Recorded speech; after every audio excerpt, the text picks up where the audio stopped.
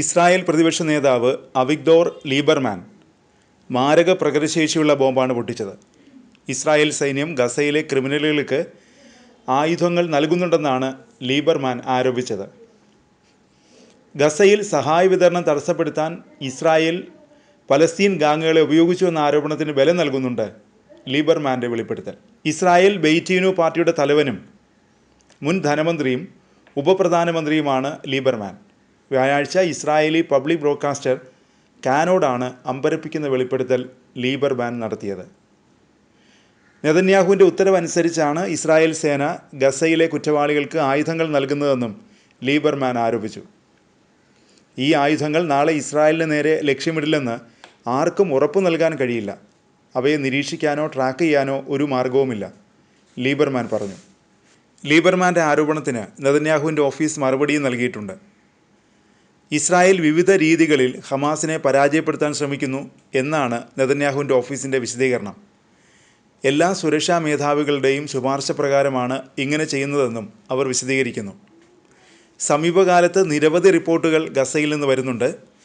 ഗസയിലെ സഹായ ഭക്ഷ്യ സംഭരണശാലകൾ കൊള്ളയടിക്കുന്ന സായുധ സംഘങ്ങളെ ഇസ്രായേൽ പിന്തുണയ്ക്കുകയോ കണ്ണടയ്ക്കുകയോ ചെയ്യുന്നതായാണ് റിപ്പോർട്ടുകൾ വന്നത്.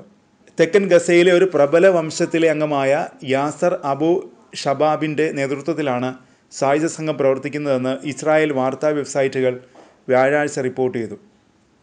അബു ഷബാബിൻ്റെ സംഘത്തിന് ഇസ്രായേൽ നൽകിയ ആയുധങ്ങളിൽ യുദ്ധസമയത്ത് ഇസ്രായേൽ സൈന്യം ഹമാസിൽ നിന്ന് പിടിച്ചെടുത്തവയും ഉൾപ്പെടുന്നതായി പേര് വെളിപ്പെടുത്താത്ത പ്രതിരോധ ഉദ്യോഗസ്ഥരെ ഉദ്ധരിച്ച് ടൈംസ് ഓഫ് ഇസ്രായേൽ റിപ്പോർട്ട് ചെയ്തു. ഗസയിലെ അധിനിവേശ ശക്തികൾക്കൊപ്പം നിന്ന് പലസ്തീൻ ജനതയ്ക്കെതിരെ പ്രവർത്തിച്ചതിന് അബു ഷബാബിനെ ഹമാസ് ഹിറ്റ് ലിസ്റ്റിൽ ഉൾപ്പെടുത്തിയിരിക്കുകയാണെന്ന് ഹമാസ് ഉദ്യോഗസ്ഥരെ ഉദ്ധരിച്ച് റോയിറ്റേഴ്സ് റിപ്പോർട്ട് ചെയ്തു. സഹായ ട്രക്കുകൾ കൊള്ളയടിച്ചതിന് ജനുവരിക്ക് മുമ്പ് ഹമാസ് പോരാളികൾ അബു ഷബാബിൻ്റെ അനുയായികളെ കൊലപ്പെടുത്തിയതായും ഹമാസ് ഉദ്യോഗസ്ഥർ പറഞ്ഞു.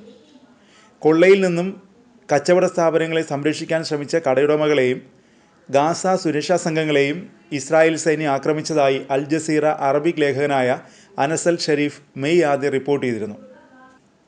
ഇസ്രായേൽ സൈന്യവുമായി സഹകരിച്ചുവെന്ന് ആരോപിച്ച് സായുധ കൊള്ളക്കാരെ പിന്തുടർന്ന ഗസയിലെ പോലീസ് ഉദ്യോഗസ്ഥനായ അസദൽ കഫർണയെ മെയ് 2 ഒരു റെസ്റ്റോറൻറ്റിന് സമീപം ഇസ്രായേൽ സൈന്യം കൊലപ്പെടുത്തിയ സംഭവം ഉണ്ടായിട്ടുണ്ട്. ഈ സംഘങ്ങൾ ഇസ്രായേലിനൊപ്പം പ്രവർത്തിക്കുന്നവരാണ് എന്നാണ് ഗസയിലെ ജനങ്ങൾ വ്യക്തമാക്കുന്നത്. ഇസ്രായേൽ സൈന്യത്തിൽ നിന്ന് ഇത്തരം ഗുണ്ടാ സംഘങ്ങൾക്ക് സഹായം ലഭിക്കുന്നുണ്ടെന്ന് നവംബറിൽ വാഷിംഗ്ടൺ പോസ്റ്റ് ഐക്യരാഷ്ട്രസഭയുടെ റിപ്പോർട്ടിൻ്റെ അടിസ്ഥാനത്തിൽ വെളിപ്പെടുത്തിയിരുന്നു.